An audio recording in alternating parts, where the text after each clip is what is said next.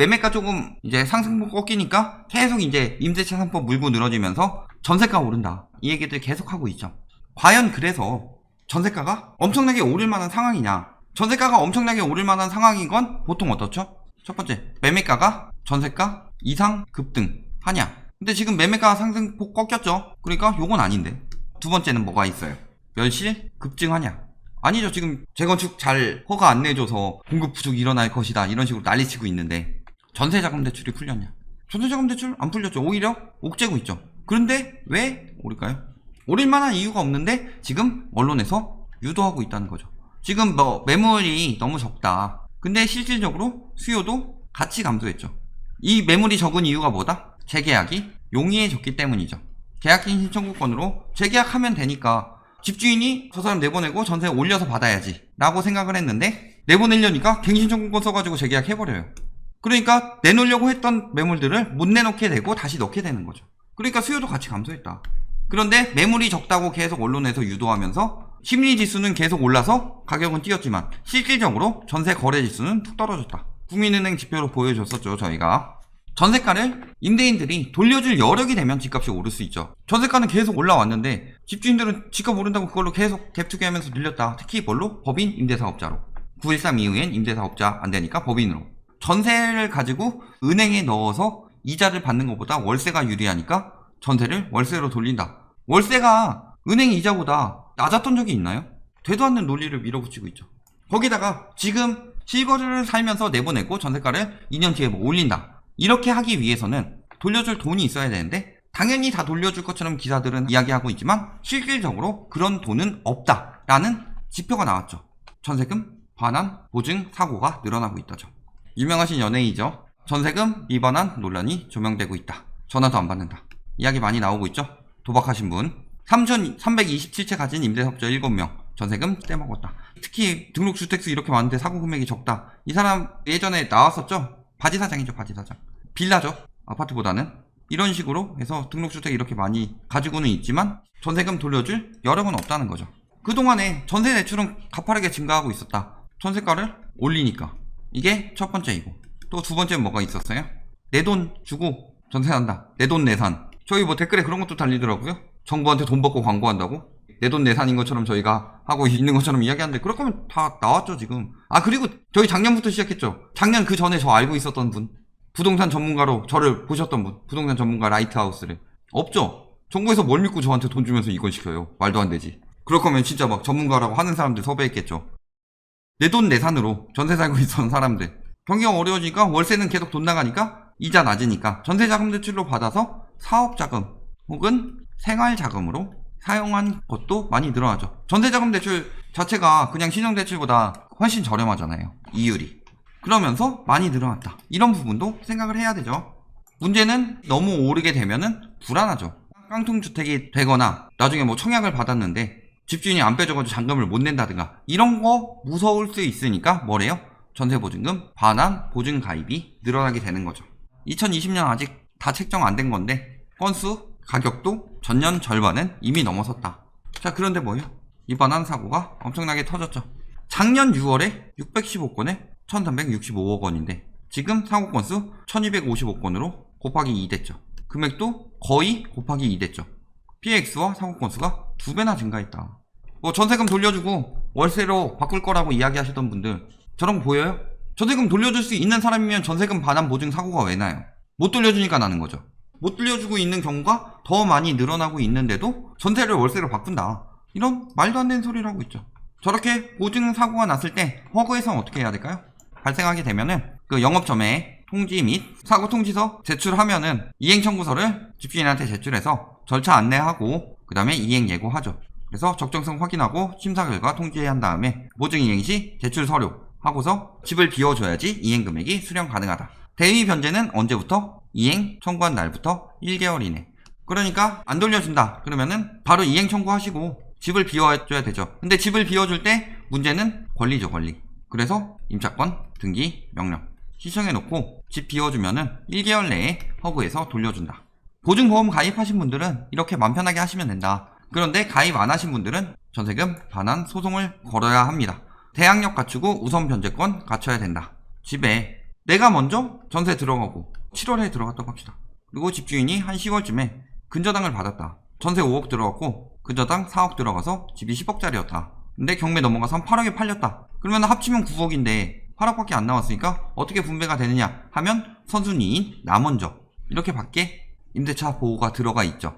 그런데 문제는 여기가 경매 안 나갈 수도 있고 무조건 뭐 경매 넘어가는 거 좋은 것도 아니고 전세를 빼려고 그랬는데 집주인이 못 돌려줘서 내가 경매로 넣게 되는 경우, 그럼 일단 빼야 되죠. 이사를 가야 되죠. 그럼 이사를 가고, 이사를 가게 되면은 전입신고 딴 데로 돼버리고 확정일자도 이쪽으로 받아야 되는데 우선 변제권이 날아가 버리잖아요.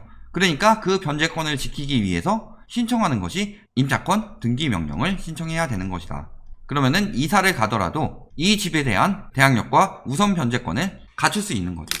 일단은 이걸 하시고 이사 가야 될 경우는 임차권 등기명령을 꼭 신청하셔라. 그리고 반환 청구 소송을 신청한다. 보통은 6개월 정도 소요된다고 생각하시면 됩니다.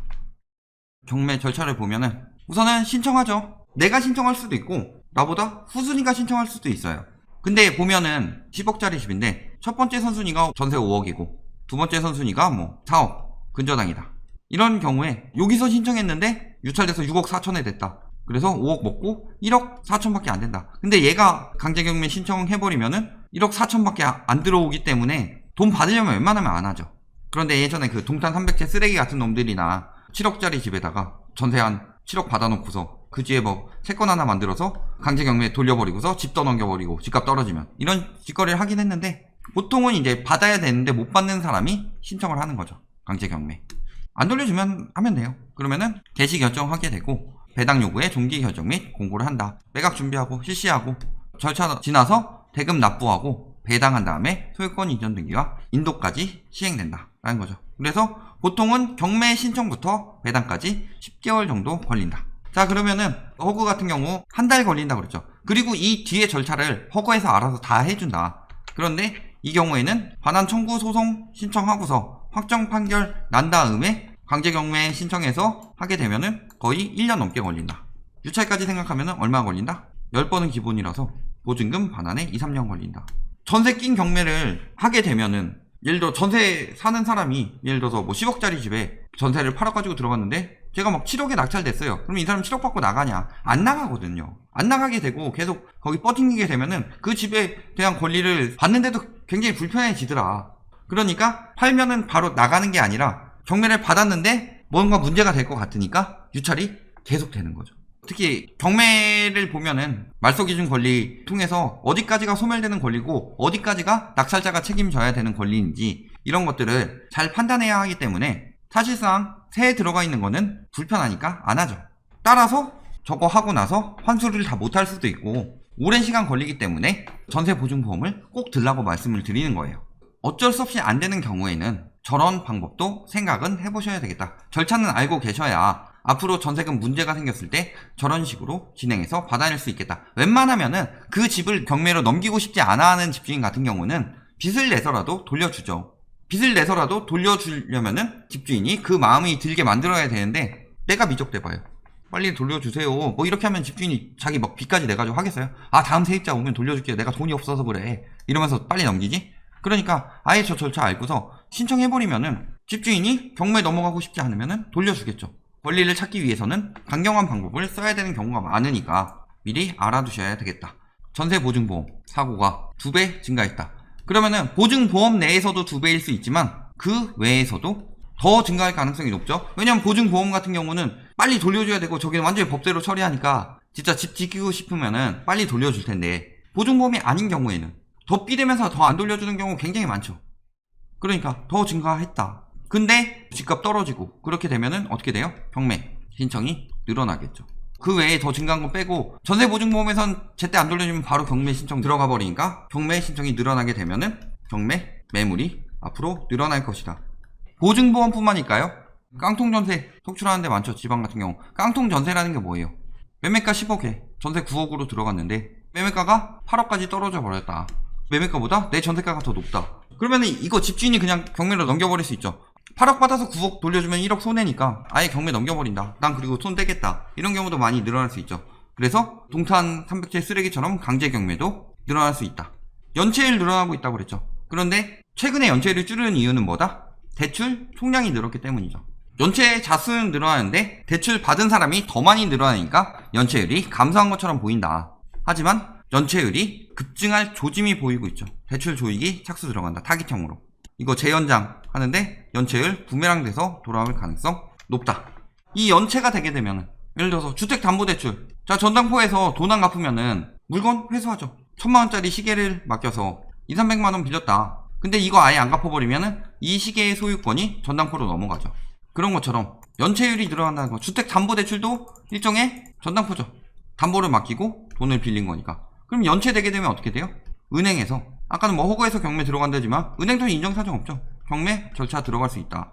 연체율이 증가하면은 경매 증가할 수 있고, 보증사고 많이 터져도 경매 증가할 수 있고, 깡통전 돼도 경매 증가할 수 있고, 앞으로 경매가 많이 나올 것이다. 결론, 집주인 맘대로 가능하다. 지금 뭐 특히 뭐 얘기 가장 많이 나왔던 거, 전세 월세로 돌려버린다. 말도 안 되죠. 전세금 돌려줄 돈이 없어서 사고가 계속 터지는 게 2배 이상 늘어났는데 누구 맘대로 전세를 월세로 바꿔요. 돈도 없는 것들이. 전세, 보증, 보험 가입했을 경우는 허그에, 그리고 가입하지 않았을 경우에는 임차권 등기명령 신청해놓고 강제 경매까지 가능하다. 일단은 이렇게 빠져나가는 방법이 있다는 거는 토막상식으로 전해드린 거고, 중요한 건 뭐예요? 전세금 못 돌려주게 되면은 6개월에서 1년, 보통 1년 정도 뒤에는 경매 물건이 쏟아진다. 자, 경매 물건이 쏟아지게 되면은 경매 물건 많은데 굳이 비싸게 매매를 하겠느냐. 금매 같은 경우도 매매 가격도 같이 떨어지게 되는 거죠. 경매 물건 많이 나오는데 매매 가격이 계속 오를 수가 있냐 라는 점이니까, 지금 보증보험 사고 많이 터지고 있으니까 전세금 뭐 마구 올릴 것이다. 그래서 뭐 내년 재계약인데도 뭐 벌써부터 막 불안해하고 이러지 마시고, 이거 일시적이고 임대차 3법 시행된 효과 조만간 나오죠. 보통 한 달에서 뭐 2달 정도 지나면 나오겠죠. 그때 나오는 걸 보고 생각하셔라. 시행되고도 그렇게 되는 게 맞는지, 아니면은 시행 전에만 뻥치기 시켰던 건지, 그런 부분 잘 확인해 보시면 되겠더라.